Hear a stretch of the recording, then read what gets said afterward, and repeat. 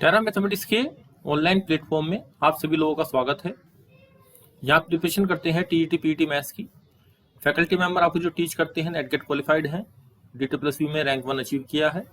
आपको TET series करनी है या फिर shortcut technique based video lecture course करना है तो इस नंबर पर कॉन्टैक्ट या व्हाट्सएप कर सकते हैं। आज के जो हमारा टॉपिक है वो स्टैटिक्स के अंदर सेंटर ऑफ ग्रेविटी, जिसको कि हिंदी में बोलते हैं गुरुत्व केंद्र, इसकी स्टडी करेंगे कि जो एक समान पिंड है यानी कि एक जैसा है, उसमें अलग अलग अंतर, उसकी वैरायटी में अंदर अलग अलग अंतर नहीं है। सबसे पहला है हमारा समदंड, यानी कि जो आपके पास रोड होती है, यूनिफॉर्म रोड है, मोटी पतली नहीं है, तो यहाँ पे इसके मिड पॉइंट पे जो सेंटर ऑफ ग्रेविटी काम करेगी, गुरुत्व केंद्र काम करेगा, वो इसके मिड पॉइंट पे काम करेगा। दूसरा आपको कहा गया वर्ताकार पटल, यानी कि आपके पास क्या है, कोई वर्ताकार वृत्त के आकार में जो आपके पास पटल है, इसके केंद्र पे काम करेगा। तो जो भी सिमेट्रिक फिगर है, सिमेट्रिक फिगर का मतलब जिनको हम दो हिस्सों में फोल्ड कर सकते हैं, तो उसके मिड पॉइंट पे ही काम करता है या इसके सेंटर पे काम करेगा। तीसरा है समानांतर चतुर्भुज, पैरेललोग्राम, आपका रेक्टेंगल और वर्गीय समपटल। तो आपका ये स्क्वायर है, ये रेक्टेंगल है, ये स्क्वायर है, तो इनके जो डायगोनल्स हैं, डायगोनल्स का जो मिड पॉइंट इंटरसेक्टिंग पॉइंट है, यहाँ पे सेंटर ऑफ ग्रेविटी वर्क करती है, यहाँ पे जी वर्क करता है। फोर्थ नंबर पे वर्ताकार छल्ला है, यानी कि रिंग है। ये तो आपके पास क्या थी, प्लेट, पटल को क्या बोलते हैं, प्लेट, और यहाँ पे क्या है, ये रिंग है, जैसा आप उंगली में रिंग पहनते हैं इस तरीके से, तो इसके भी सेंटर पे ही काम करेगी। फोर्थ है अर्धवर्तीय पटल। अब यहाँ देखिए, यहाँ पर अगर आपकी आधी प्लेट है, प्लेट आपकी आधी है, और नेक्स्ट वन पे है अर्धवर्ताकार, यानी कि सेमी सर्किल वाली जो शेप है, ये आपका तार है, ये केवल इसमें आपका तार ही है, यहाँ पे जगह खाली है। तो यहाँ पे जो आपके पास ये रेडियस आएगी, यहाँ पे भी एक रेडियस आएगी, ऊपर भी, इसके अबाउट क्या है, सिमेट्री है। तो आपका जो सेंटर ऑफ ग्रेविटी है इन दोनों की, 5th नंबर पे और 6th नंबर पे, इन दोनों की सेंटर ऑफ ग्रेविटी इस लाइन पे ही लाई करेगी।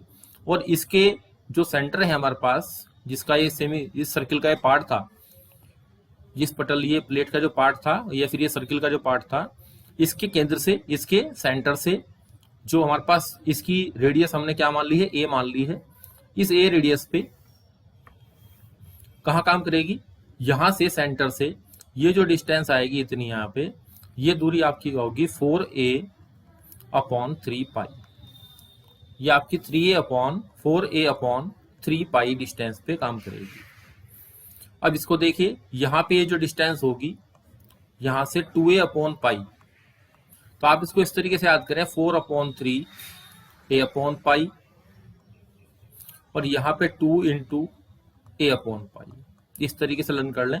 ये वैल्यू 1 पॉइंट समथिंग आएगी, ये वैल्यू आपकी 2 आएगी। तो आप इसको देख सकते हैं कि जो चीज भारी होती है, देखिए ये केवल तार है, ये केवल वायर आपके पास है, जिससे हमने क्या बनाया है, अर्धवृत्ताकार बनाया है तार, और ये आपके पास प्लेट है। तो जो भी चीज भारी होती है उसकी सेंटर ऑफ ग्रेविटी थोड़ी सी नीचे रहती है। तो ये मल्टीपल यहाँ पे जो 2 आ रहा है वो यहाँ पे 4/3 आ रहा है। इन दोनों में पेपर में बैठ के जब आप पेपर में क्वेश्चन करते हैं इसके, तो यहाँ कंफ्यूजन होता है कि 4/3 रखना है कि 2 रखना है। तो देखिए, जो चीज लाइट होगी, जो हल्की होगी, उसकी सेंटर ऑफ ग्रेविटी थोड़ी सी ऊपर काम करेगी, तो वो इस पॉइंट पे काम करेगी। इसको ध्यान से देखें और इस पॉइंट को ध्यान से देखें। ये 4a/3 पाई, यानी कि 4/3 a/पाई आप याद रखें, इसको 2a/पाई याद रखें। तो a/पाई दोनों में कॉमन है। ये इनकी लर्निंग टेक्निक है। अगर ये लर्निंग टेक्निक आप नहीं बनाएंगे तो पेपर में क्वेश्चन नहीं हो पाते हैं। नेक्स्ट वन देखिए, त्रिभुजीय समपटल, यानी कि माध्यिकाओं का प्रतिच्छेद बिंदु इनका सेंटर ऑफ ग्रेविटी है।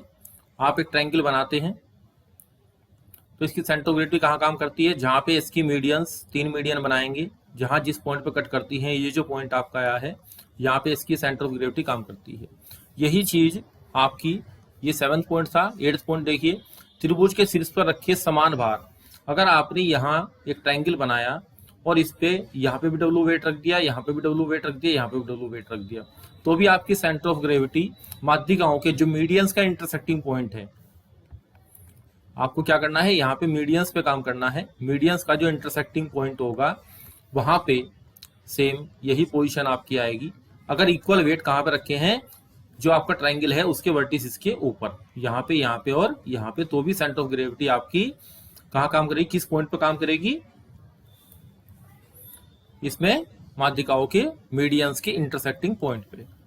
अब ये देखिए, ये पॉइंट इंपोर्टेंट है। 9th, तीन सरसम, तीन एक जैसी छड़ हैं, रोड हैं और सरसम तार हैं या फिर तार है को मोड़ने से बना त्रिभुज। आपने एक ट्राइंगल बनाया जिसमें कि या तो ये तीन रोड हैं अलग अलग जो आपको दिखाई दे रही हैं, या तो ये रोड हैं, या फिर ये वायर से बनाया आपने, मोड़ के वायर से मोड़ के बनाया इसको। तो त्रिभुज के मध्य बिंदु को मिलाने वाले त्रिभुज का अंत केंद्र, यानी कि आपको यहाँ क्या करना है, ध्यान से देखिए। त्रिभुज के जो ट्राइंगल के जो मिड पॉइंट हैं, साइड्स के होंगे मिड पॉइंट, साइड्स के मिड पॉइंट को बनाने से जो ट्राइंगल मेरे पास बनता है, इस ट्राइंगल का जो इन सेंटर आएगा, इसका जो इन सेंटर आएगा वो हमारे पास क्या होगा, वहां पे सेंटर ऑफ ग्रेविटी काम करेगी। तो ये अपने आप में इंपॉर्टेंट है क्योंकि इसका रिजल्ट थोड़ा सा अपने आप में अलग है। ये ट्राइंगल की साइड्स जो हैं, साइड्स के मिड पॉइंट को बनाने से, मिड पॉइंट को मिलाने से जो त्रिभुज बनता है, ट्राइंगल बनता है, उसका इन सेंटर, अंत केंद्र को बोलते हैं इन सेंटर, उससे बनेगा। नेक्स्ट वन देखिए, एक आपके पास समलंब चतुर्भुज है जिसको हम ट्राइपीजियम बोलते हैं। ट्राइपीजियम में दो साइड तो पैरेलल होती है, दो साइड आपकी क्या होती है, नॉन पैरेलल होती है। इसमें समपटल है, यानी कि जिस तरह की प्लेट होती है वो है हमारे पास ABCD, जिसमें कि AB पैरेलल है CD के। तो देखिए हमने फिगर यहाँ पे बनाई है, ये आपकी AB बना दी, ये CD बना दी है। इसका मिड पॉइंट F ले लिया, इसका मिड पॉइंट E ले लिया। तो ये फॉर्मूले के बेस में आपसे एग्जाम में पूछ सकता है। इसकी लेंथ हमारे पास A है, इसकी लेंथ हमारे पास C है। तो G की जो लोकेशन है, इस लाइन पे जो EF को मिड पॉइंट को ज्वाइन करने वाली जो लाइन है, इस पे हमारा सेंटर ऑफ ग्रेविटी इस लाइन पे काम करेगी किसी पॉइंट पे। तो वो जो पॉइंट हमारे पास आएगा वो इस तरीके से आएगा, जो ये लिख के दिखाया गया है, EF/FG, यानी कि इनका रेशियो A+2C और C+2A अपॉन C+2A, इस तरीके से वर्क करेगा, इस रेशियो में वर्क करेगा। G इस रेशियो में यहाँ से यहाँ तक आएगा। इसको हम फाइंड आउट करके देख लेंगे, जो कि हमें जैसी हमें साइड दी होंगी A और C ट्राइपीजियम की, उसके हिसाब से। नेक्स्ट वन है आपका समबाहुभुज। समबाहुभुज क्या होता है, आपका रेगुलर पॉलीगन होता है,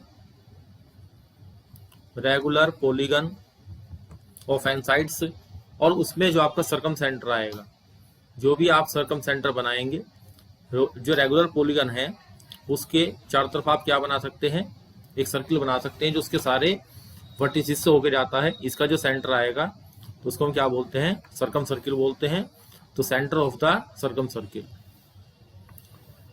तो जो आपका रेगुलर पॉलीगन है उसका सेंटर ऑफ ग्रेविटी काम करेगी, centre of circum circle, circum circle, centre of circum circle.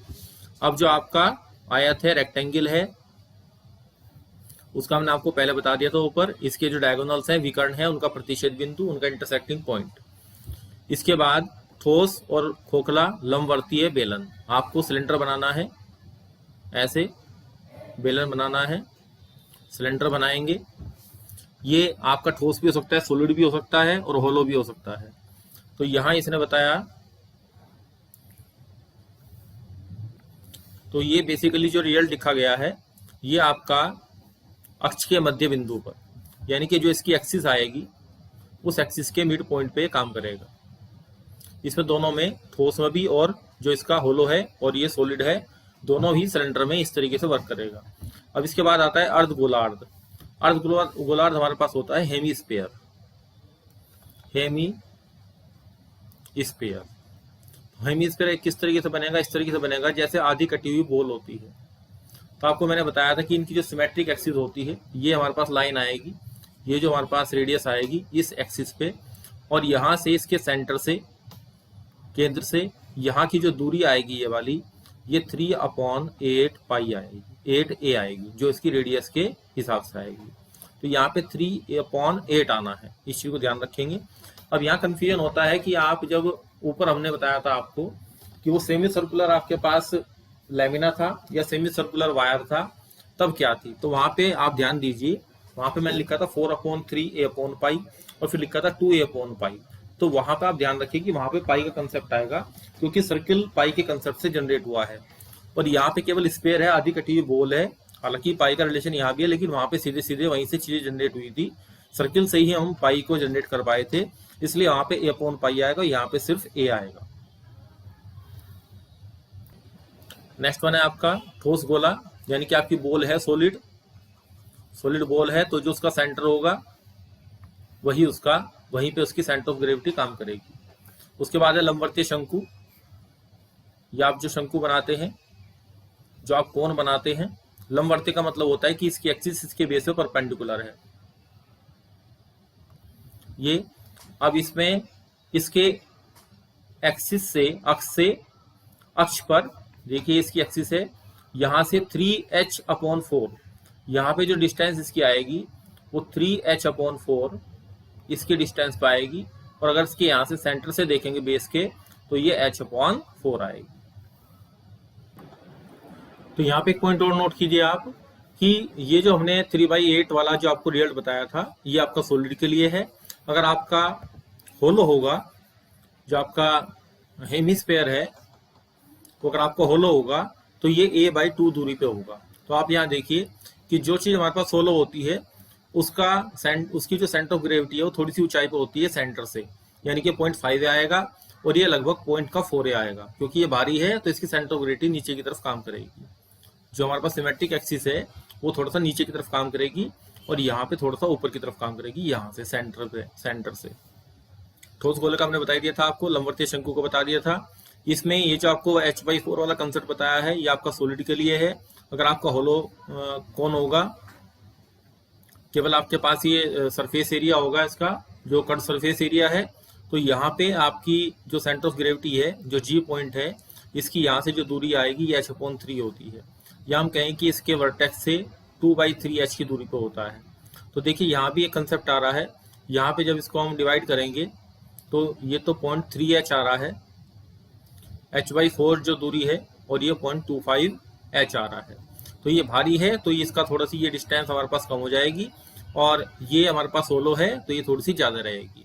तो इस तरीके से हम अपने रिजल्ट्स को समराइज कर सकते हैं, याद कर सकते हैं।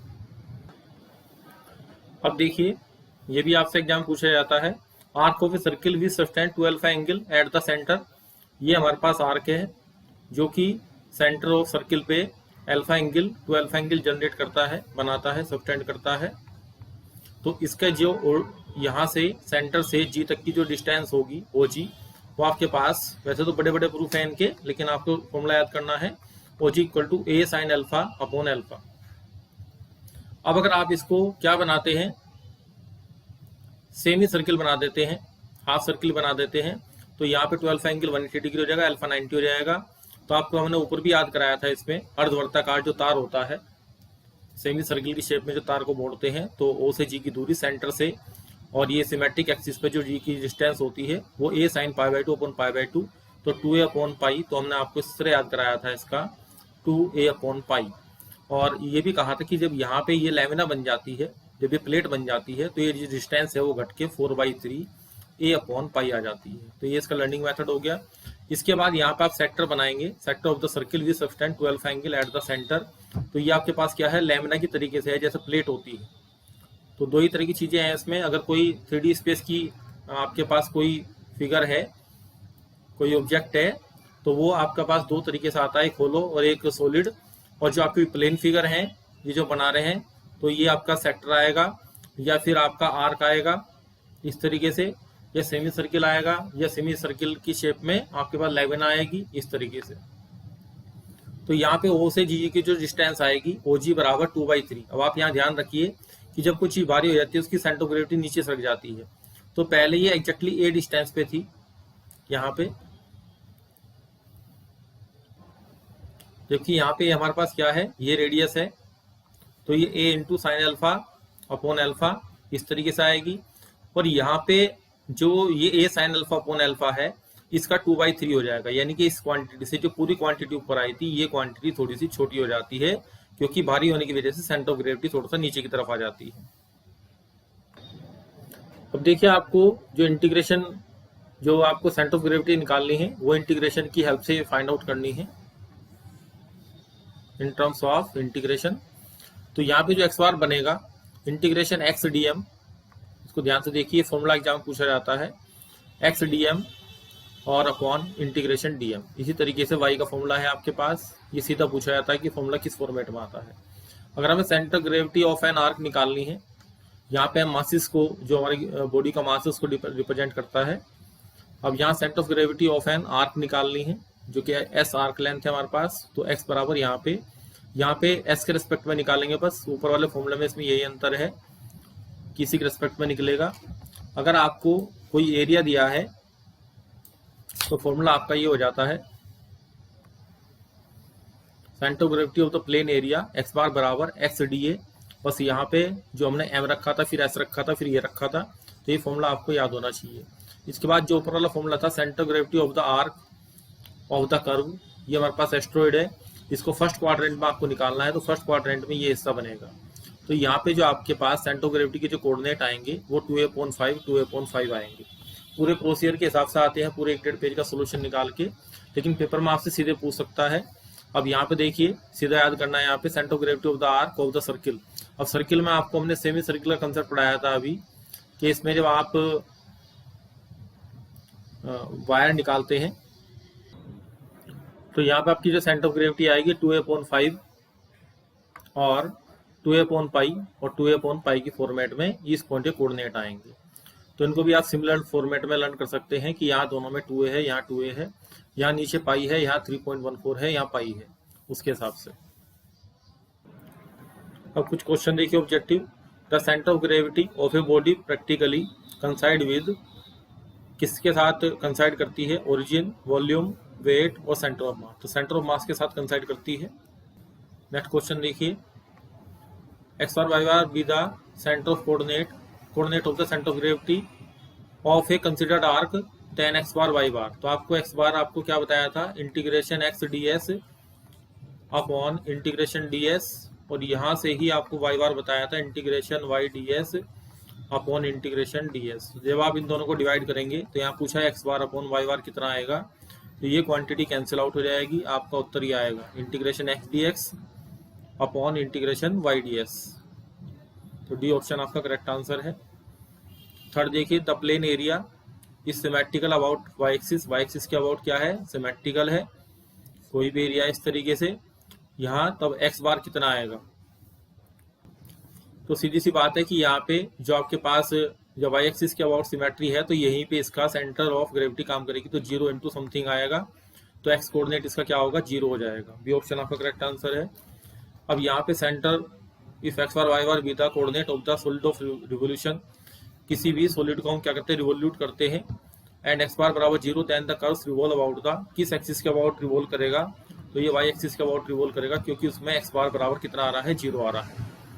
क्योंकि जब आप यहाँ पे इसको रिवॉल्व करेंगे इसके अबाउट, यहाँ पे कोई आपके पास कर्व है इस तरीके से, इसको रिवॉल्व करते हैं तो यहाँ पे सॉलिड ऑफ रिवोल्यूशन बनेगा, तो उसका सेंटर ऑफ ग्रेविटी यहाँ काम करेगा, इसलिए वाई एक्सिस आएगी। अब हम कुछ स्टैंडर्ड रिजल्ट आपको लिखवाते हैं जो आपके पेपर में एक्सपेक्टेड आने के लिए। अब देखिए, जो स्टैंडर्ड रिजल्ट हम आपको बता रहे हैं डायरेक्ट पेपर में आपके काम आ सकते हैं। Centre of gravity of the area enclosed by the curve y square equal to 4x and x square equal to 4by, y square बराबर ax and x square equal to by। ये जो हमारे पास कर्व है, इन्होंने जो area bound किया है, इसकी सेंटर ऑफ ग्रेविटी निकालनी है। तो एक्स बार की वैल्यू देखिए, बहुत बड़े बड़े क्वेश्चन हैं, लेकिन डायरेक्ट रिजल्ट की फॉर्मेट में याद करने हैं, सीधे काम आएंगे। जैसे हमने आपको इसकी एप्लीकेशन भी समझाई है, 9/20 ये आपको याद करना है। और देखिए ए और बी की पावर जो है 1/3 और 2/3, यहाँ पे उल्टा है, 2/3 1/3 और 9/20, इस तरीके से याद करेंगे। अब सेंटर ऑफ ग्रेविटी ऐसा क्वेश्चन आएगा, centre of gravity of the area bounded by the y square बराबर 2x, इस फॉर्मूले की एप्लीकेशन आएगी वाई स्क्वायर बराबर x। तो आप यहाँ से ए और बी की वैल्यू फाइंड आउट कर लेंगे, तो 9/20 तो दोनों में आएगा ही, और यहाँ पे ए और बी की वैल्यू रख देंगे तो यहाँ पे केवल 2 आएगा, क्योंकि 1 के लिए 1 ही रह जाएगा। इसके बाद देखिए, centre of gravity of the area cut off from the y square बराबर 4x एंड वाई बराबर mx, ये एरिया बनता है, ये आपको पता है पहले से ही। इस एरिया को आपने फाइंड आउट भी किया है 12th क्लास में। तो 8a/5 m3 और ये 2a/m, इस यहाँ पे इसकी लोकेशन आएगी, फिगर में ध्यान से देख सकते हैं। Centre of gravity of the area bounded by the y बराबर साइन एक्स, ये साइन एक्स का ग्राफ है। 0 से पाई के बीच में एरिया बाउंडेड होता है, इसका एरिया ये 2 होता है, ये पहले बता चुके हैं।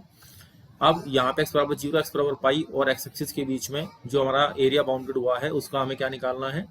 तो आपको ये चीज पहले बताई गई थी कि जो फिगर सिमेट्रिक होती है किस लाइन के अबाउट, अब ये इस लाइन के अबाउट क्या है, सिमेट्रिक फिगर है, इधर भी इतना ही है इधर भी इतना ही है। तो ये तो कंफर्म हो गया कि इसका x कोऑर्डिनेट π/2 रहेगा, लेकिन y का कोऑर्डिनेट इसमें फाइंड आउट करना पड़ेगा, तो π/8 आएगा। इसी तरीके से area bounded by the curve y बराबर cos x बिटवीन 0 to π/2, तो हमारा कर्व ये बनेगा, ग्राफ ये बनेगा। ये जो हिस्सा है इसका हमें क्या निकालना है, सेंटर ऑफ ग्रेविटी निकालनी है। तो यहाँ पे देखिए ऊपर और नीचे साइन और कोस में दोनों π/8 सेम है और यहाँ π/2 -1 हो रहा है। तो इस तरीके से हम कैलकुलेशन को पूरी कैलकुलेशन करेंगे। तो बहुत बड़ा क्वेश्चन होता है ये क्वेश्चन ही एक तरीके से, लेकिन कुछ ऐसी स्टैंडर्ड फिगर हैं ये जिनको एग्जामिनर अधिकतर क्वेश्चन की फॉर्मेट में यूज कर लेते हैं। तो जिनको ये स्टैंडर्ड रिजल्ट आते हैं वही बच्चे इन क्वेश्चन कर पाते हैं। यही मेरिट मेकिंग क्वेश्चन है और यही सिलेक्शन वाले भी क्वेश्चन है। तो आज का लेक्चर आपका यहीं पे समाप्त होता है। अब आप यूथ कंपटीशन टाइम्स की बुक से जो क्वेश्चन आपके आए हुए हैं लास्ट ईयर्स में उनको करिए, वो क्वेश्चन इन फॉर्मूलों के बेस पे बिल्कुल आराम से हो जाएंगे। थैंक्स।